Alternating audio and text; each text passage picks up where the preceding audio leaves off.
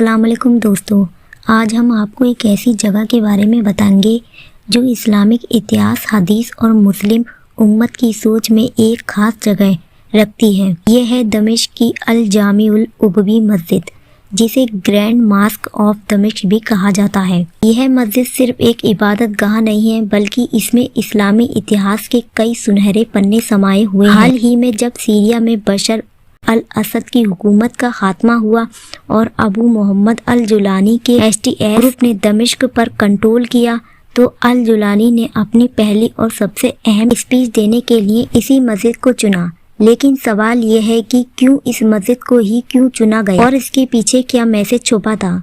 दोस्तों, आज हम इस मस्जिद के धार्मिक, ऐतिहासिक और राजनीतिक पहलुओं को समझेंगे, ताकि आप जान सके कि यह मस्जिद सिर्फ सीरिया ही नहीं बल्कि पूरे मुस्लिम उम्मत के लिए खास क्यों है। सबसे पहले अगर बात करते हैं दमिश्क शहर की, यह दुनिया के सबसे पुराने शहरों में से एक है। इस शहर का नाम कई ऐतिहासिक और धार्मिक घटनाओं से जुड़ा हुआ है। यह माना जाता है कि यहाँ हजरत आदम अलैहिस्सलाम के बेटों हाबिल और काबिल ने अपनी कुर्बानी पेश की थी। बाद में यूनानी और रोमन सभ्यता के समय यह एक धार्मिक और सांस्कृतिक केंद्र रहा। जब इस्लाम का दौर आया तो यह शहर बनु उमैया की सल्तनत का सेंटर बन गया। इसके बाद इस शहर को दुनिया भर में इसकी मशहूर उमवी मस्जिद ने और भी पहचान दिलाई। प्यारे दोस्तों, दमिश्क की उमवी मस्जिद को बनु उमैया के खलीफा वलीद बिन अब्दुल मलिक ने 705 ईस्वी में बनाना शुरू किया और 715 ईस्वी में इसे पूरा किया। इसे बनाने के लिए उस वक्त के सबसे बेहतरीन कारीगरों को लाया गया। कंस्ट्रक्शन जो किया गया उसमें भारत, फारस यानी ईरान और मराकश जैसे देशों से सारी चीजें मंगवाई गई थी। मस्जिदों और दीवारों पर सोने और चांदी का इस्तेमाल किया गया है। कहा जाता है कि मस्जिद की नींव इतनी गहराई तक खोदी गई थी कि पानी तक निकल आया। इस मस्जिद को बनाने में उस दौर के 11 लाख दिनार खर्च हुए, जो इसे उस वक्त की सबसे महंगी और खूबसूरत मस्जिदों में से एक बनाता है। अगर इस मस्जिद की इस्लाम में अहमियत की बात की जाए तो यह मस्जिद हदीस में इसका जिक्र कई बार आता है।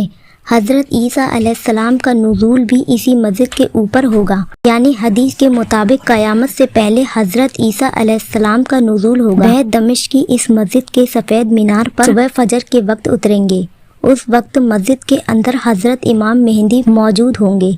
हजरत ईसा अलैहिस्सलाम इमाम मेहंदी के पीछे नमाज अदा करेंगे। दोस्तों, ये मस्जिद सिर्फ हजरत ईसा अलैहिस्सलाम से जुड़ी नहीं है, यहाँ हजरत याह्या अलैहिस्सलाम का मज़ार भी मौजूद है। ईसाई और मुसलमान दोनों ही धर्मों में हजरत याह्या अलैहिस्सलाम को एक नबी के तौर पर माना जाता है।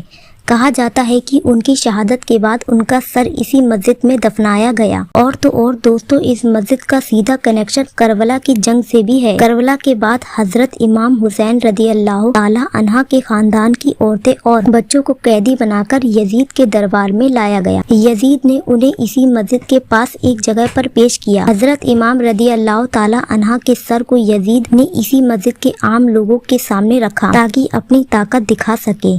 यह वाक़या इस मस्जिद को इतिहास के एक और दर्दनाक पहलू से जोड़ता है। दमिश्क की इस मस्जिद का सीधा कनेक्शन फाते बैतुल मुकद्दस करने वाले सुल्तान सलाउद्दीन अय्यूबी से भी है। उनकी कब्र मुबारक इसी मस्जिद के पास मौजूद है। यह मस्जिद उस दौर में इस्लामी ताकत और इबादत का एक बड़ा सेंटर थी। मक्का, मदीना और बैतुल मुकद्दस के बाद अगर चौथी सबसे मुकद्दस कोई मस्जिद है तो वह यही मस्जिद है। दमिश्क की यह मस्जिद ही है। लेकिन 2011 में सीरिया में सिविल वॉर तो शुरू हो गया था। इस जंग ने सीरिया के बड़े बड़े शहरों और मशहूर इमारतों को बर्बाद कर दिया, लेकिन यह मस्जिद आज भी खड़ी है। हालांकि इसके बाहरी हिस्से पर वॉर का असर साफ नजर आता है। कहा जाता है कि यह मस्जिद आज भी सीरिया के मुसलमानों की पहचान है। अब बात करते हैं अल जुलानी की विक्ट्री की स्पीच की। उन्होंने इसी मस्जिद को अपनी पहली स्पीच के लिए चुना। इसका एक बड़ा कारण यह था कि यह मस्जिद सिर्फ सीरिया ही नहीं बल्कि पूरी मुस्लिम उम्मत के लिए खास है।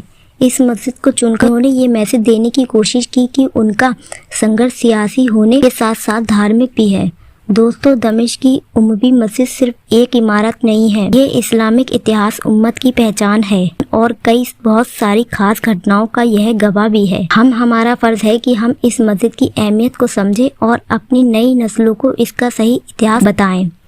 दोस्तों अगर आपको इस मस्जिद से जुड़ी कोई और जानकारी पता हो तो हमें कमेंट में जरूर बताइएगा। दोस्तों वीडियो पसंद आई हो तो इसे लाइक और शेयर जरूर करें, और चैनल को अभी तक आपने सब्सक्राइब नहीं किया है तो जल्द से जल्द आप सब्सक्राइब कर लें। मिलते हैं नेक्स्ट वीडियो में एक नई जानकारी के साथ, तब तक के लिए अल्लाह हाफिज।